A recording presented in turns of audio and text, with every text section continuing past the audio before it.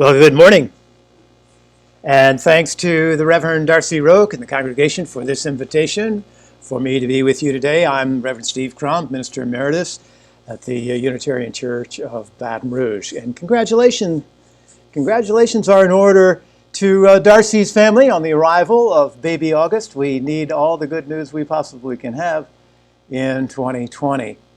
I'm broadcasting from my home in Baton Rouge on a weekend of hurricane alert, so safety first to you and for all of us.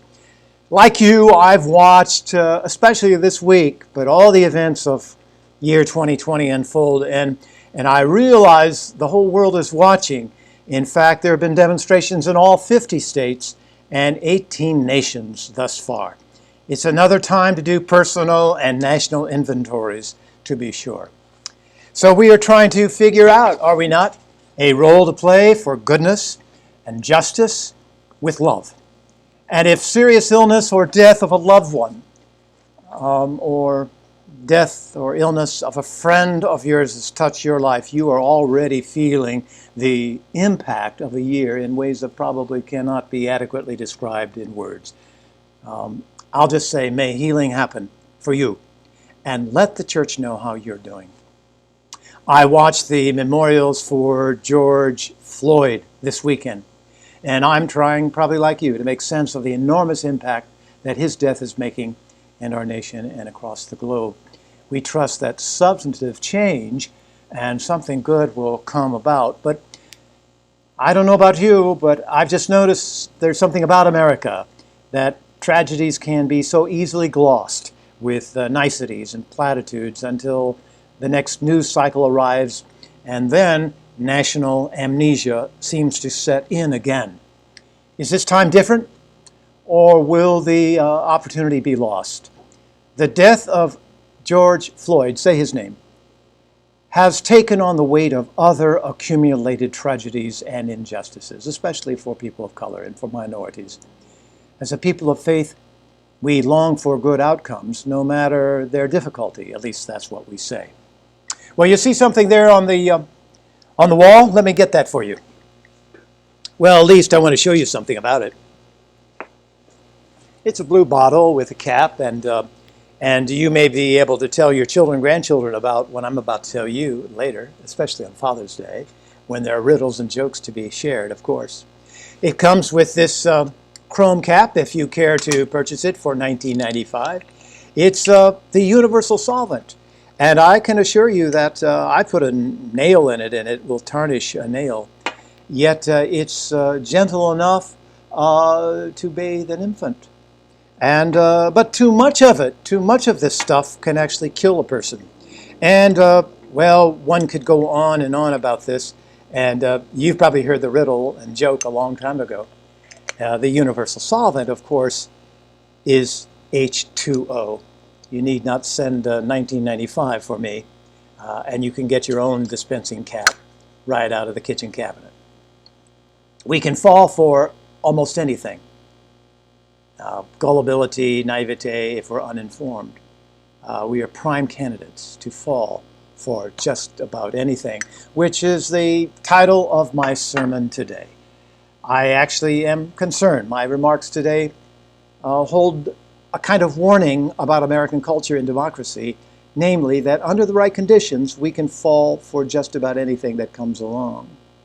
And what are the conditions of such gullibility? I'm thinking of the University of Chicago Divinity School professor Martin Marty, who wrote that folk who have never listened to a symphony orchestra or have never seen a ballet or never heard opera, either recording or maybe saw it live on a stage, or have never been exposed to Shakespeare, are really prime candidates for falling for just about anything that comes along. I'm paraphrasing him a bit, but I'm not certain he said Shakespeare, but you get the point. In ignorance or naivete, we are sitting targets for nonsense. We are sitting targets for scams, and worse, we can be hoodwinked or fall for the okey doke, which Spike Lee often talks about. We can fall for the dictatorship or authoritarianism and become intoxicated with militarism and the industrial machinery of militarism that the general and President Dwight David Eisenhower warned us about as he left office. A free society is dependent upon a thinking and discerning people, and it's dependent upon a well-read populace. The late John Dewey, Unitarian and public education advocate, said a democratic society is predicated on an educated people, a thinking people, a discerning and engaged citizenry with ideas that are intensely and openly discussed. I'm worried again about our Bill of Rights, are you? With so much attention on the Second Amendment and the right to bear arms, I think we no less need to safeguard the First Amendment, especially in light of recent harassment and abuse towards the press. 4-star retired Marine General John Allen this week warned that the use of the military against peaceful demonstrations, and I quote, may well signal the beginning of the end of the American experiment, end quote. That's a direct quote. His words exactly, reminiscent of Dwight David Eisenhower. I remember well the civil unrest of the 60s when the phrases beat the press and mace the nation were coined, and they have, unfortunately, currency again. Going forward, will the Republic be saved? Will this democracy, this grand experiment, be saved? Across the globe, nations are opting for authoritarian regimes bolstered by military might and force. You've noticed it? It's happening. It is right that our nation ask how any police force should perform its function of protecting and saving the people. So far, I've not heard anyone say that the way in which Mr. Floyd lost his life so tragically is uniquely a Minneapolis problem. Asking about the purposes of the National Guard is also timely, especially this spring, as Kent State marks the 50th anniversary when nine unarmed college students were shot and 4 of them were killed. There is no shortcut, no podcast, no tweet that substitutes for the careful reading and thinking needed for supporting a free and democratic, small d, society. We are not innately programmed to do deep reading and reflection without distractions, because that's so required. As infants, we respond to sounds and readily learn the meanings of these sounds. We hear the birds in the background.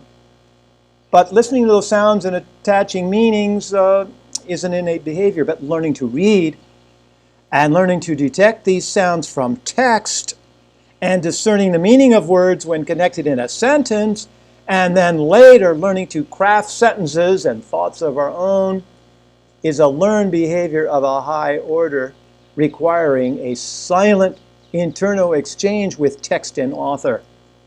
Deep reading, or deep literacy, is what the founding editor of the American Interest Journal, Adam Garfinkel, is talking about these days. He credits Marianne Wolfe for the idea of deep reading, deep literacy, deep thinking. The intrusion and dominance of digital and social media are implements that tend to erode deep thinking by their very design, because digital media rely on distracting our brains, calling our attention to this, that, look over there, look at this, now look here. The long-term effects of these instruments of distraction are not well understood, and my purpose is not to go into that today. But have you noticed the effect in your own life? Adam Garfinkel in his essay says, deep literacy, though, has wondrous effects, nurturing our capacity for abstract thought, enabling us to pose and answer difficult questions, empowering our creativity and imagination, and refining our capacity for, get this, for empathy, end quote. I bet you've noticed the experience of settling in with a really good author, whether fiction or nonfiction. What are the benefits of deep literacy? Well, I have 3 data points for you, and then I'll wrap up.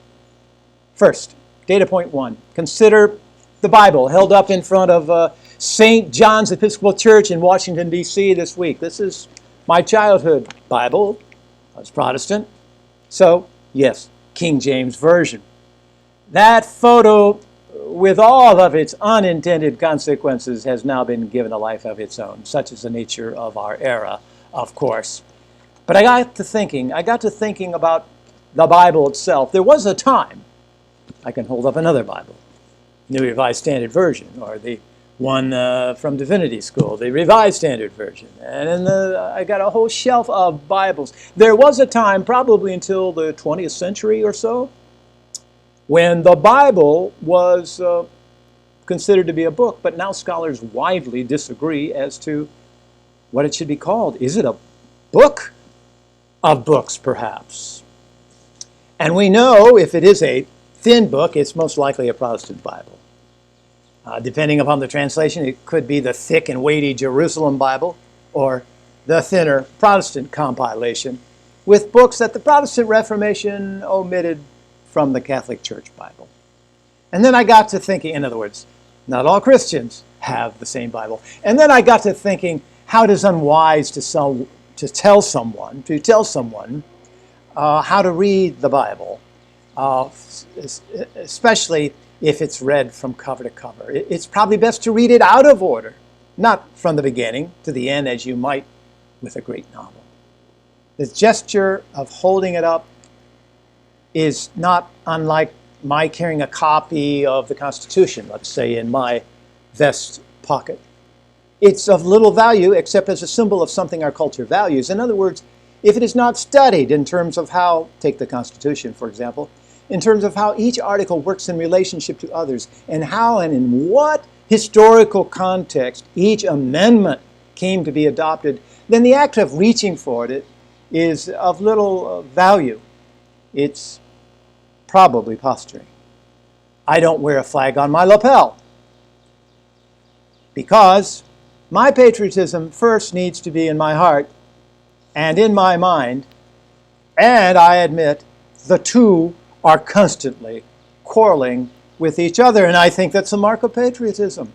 The mind and the heart of an American citizen is to constantly be in a little quarrel, a lover's quarrel, I might say. In other words, deep reading of the Constitution requires more than reading the words. It requires us to delve into our nation's history, its founding and its ongoing struggles, to dialogue with its multiple authors. Multiple authors. In a Bible study class, one could say, read all the letters by the Apostle Paul. But the more we study and read, the more we discover what scholars have also found. There's a significant inconsistency in content and tone and writing style in the so-called Pauline letters. So today we have the undisputed letters of Paul and we have the disputed letters of Paul. In other words, just because Paul's name is at the top of a letter doesn't mean he wrote it. There's no crime there, no misdemeanor even. It's all well-intentioned. Well, let's just put Paul's name on this letter that we wrote. But the same would be true for Jesus' words. There are some words attributed to Jesus in my King James Version of the Bible, red letter edition, I might ask, that surely Jesus wouldn't have said and probably didn't say. Dominic Crossan is just one scholar who sees in the Bible increasing militarization and imperialism in the very quotable quotes of Paul and Jesus as we move through the Christian literature. The Sermon on the Mount, early text, 1 Corinthians 13, those are early. But as we move on later texts, you find more materialism, yes, but militarism and imperialism. This discussion, of course, begs the question of whose Bible we're holding up when we hold up ours. The Torah, the Quran, I don't think was referenced this past week. But they're sacred texts of Americans as well. A deep literacy, in other words, is called for, or we're likely to fall for just about anything. Data point 2.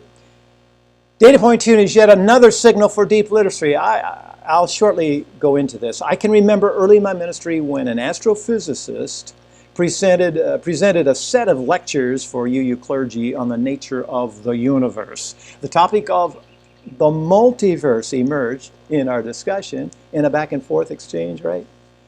And as I recall, it was laughingly dismissed. I think I laughed too. What a crazy idea. But few astrophysicists and theoretical physicists are laughing today. Some have taken the idea to heart and can wax endlessly and amazingly and imaginatively on that topic. My point is, the ringtones and the incoming text alerts have to be silenced in order to read and carefully ponder such issues. Those issues far away in the other galaxies, let's say, and right here in USA, Minneapolis, New Orleans, Baton Rouge, Washington, D.C. Ponder, if you can, the deep questions that philosophers of science and religion ask today. You got to turn off all the other stuff. You really have to somehow if you can. It's almost a luxury to be able to do it. Why these physical laws in our observable universe and not some other set of laws? Can you imagine reality governed by a different set of laws, maybe where there isn't such a thing as gravity in another universe? Can you imagine that? Big questions give birth to others. Why is there something rather than nothing? When someone dismisses the question with, well, I don't concern myself with those questions in my work, so, Steve, the questions you're asking are irrelevant. And I want to reply, but outside of work, outside of your work, you surely ask these questions, right? As a human being. If the phone rings or if we feel the urge to tweet, we'll miss the deep conversation and the engagement with a writer that is actually going on inside us. I believe that conversation is spiritual, it's important, and it's going to be useful for saving the Republic. Okay, data point 3. You heard it said we're all in the same boat. In fact, we are not. The events of the last week should tell us we are not all in the same boat. This was certainly the case with the pandemic. And it's true in almost any hurricane you can name. Sorry to bring up that topic. Whether we are speaking of civil rights, pandemics, or tropical storms, if we've done our homework, if we've done our deep reading and discernment, and really engaged in history, and understand American history, 400 plus 1 years of American slavery, it would be more accurate to say we are in the same storm, but we are not all in the same boat. Former Ronald Reagan speechwriter and now New York Times columnist Peggy Noonan made that distinction a few weeks ago when she wrote about the pandemic. But the idea helps me to think about disparity and injustice and privilege. Some have the privilege of working home on a salary. Others most certainly could not clean a hospital room or serve in the hospitality industry while at home and expect to stay employed. In the wake of a hurricane, I'm thinking about Katrina. Lots of folk were in the same storm, but I saw a good many pull their cars into Baton Rouge and their trucks and their boats on trailers, and just before the big storm hit New Orleans. And in the storm of social unrest and hideous injustice, the teammates of Drew Brees, you knew I was going to bring in Drew on this, how could I not? His teammates will see if Drew gets it. His teammates will let him know if they think he understands. And they will tell him if they think he's listening. Has he done his homework? Hey, NFL, how hard would it be to go the next mile and say to Colin Kaepernick, you were right all along, we didn't get it. We thought it was about the flag and patriotism versus non-patriotism. We jumped to an opinion before we gave much thought to the historical context of your nonviolent protest. How hard would it be for the NFL to say that? They could say it in a few seconds. Will they? The March on Washington in 1963 was initiated by American patriots, not by folk who gave up on America. The march was a hope-inspired clarion call by American patriots for Americans to build together an America we ought to build. We will become distracted for sure, some of us easily so, but in this difficult era, we must do some deep reading and discernment as spiritual practice. For my part, I want to explore for the first time President Grant's autobiography. And I want to study his efforts in attempting to protect newly emancipated people of the South after the failed presidency of Andrew Johnson. Wake up, President, who will occupy the White House come January 2021. Wake up. The History Channel calls Grant the first civil rights president of our nation. I think it may be accurate. I'm going to see if I can find out. And then I'm going to take a break from deep reading because I will need a break after all that reading of Ulysses S. Grant. And follow the talent, just to let you know, I'm not always a serious person, but I love what I'm about to tell you. To follow the talent of Archie Williams, the New Orleanian who was released from Angola State Penitentiary just about an hour and a half north of me. Archie served 36, count them, 36 years of a sentence for a crime he did not commit. Say his name, Archie Williams. And thanks to the Innocence Project, who never gave up on him and managed to secure and properly test DNA evidence, and thank you, Archie, for not giving up on yourself, he's free. And I'm watching Archie, who sang, "Don't Let the Sun Go Down on Me." Oh my. Was there a dry eye in front of the screen or in the audience? Probably not. It brought accolades from Sir Elton John himself. I think America, here's my thought, I think America wants reparations for Archie. What do you think? After 36 years of wrongful imprisonment, why did Archie come out singing? Poet Maya Angelou knew why the caged bird sings. The caged bird sings with the fearful trill of things unknown but longed for still. And his tune is heard on the distant hill, for the caged bird sings of freedom. Take a breath. Guard the Republic with your informed good sense and character. You folks, all of us, keep each other safe from the storms, because we aren't all in the same boat. Some Americans have yachts in this storm. Some only a 2x4 with no life jacket. Love your neighbors and do the deep reading. Pass on the classics to the younger generations. And keep singing a hopeful faith of love with justice.